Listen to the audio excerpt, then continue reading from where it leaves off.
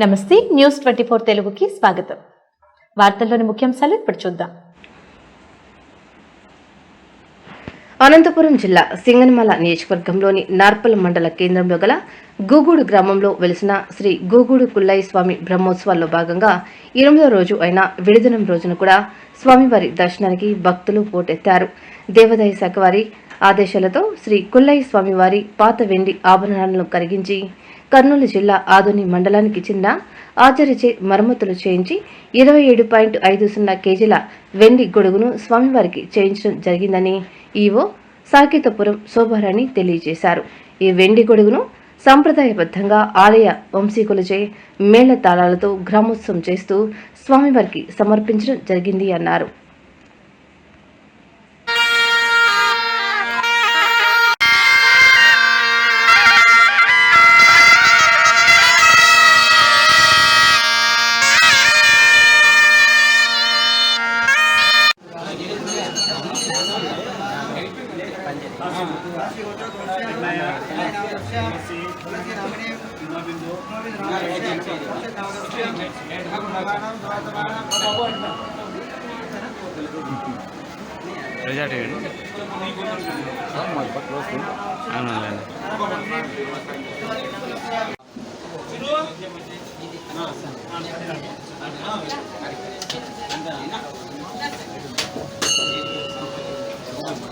రావాలి రావాలి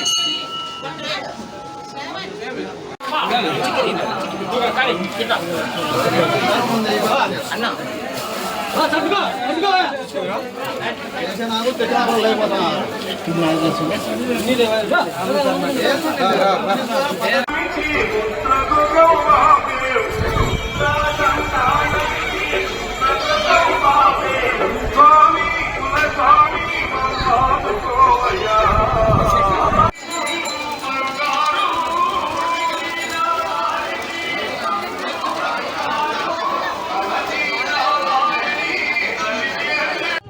స్వామివారికి వెండి గొడుగు చేయించడం జరిగింది.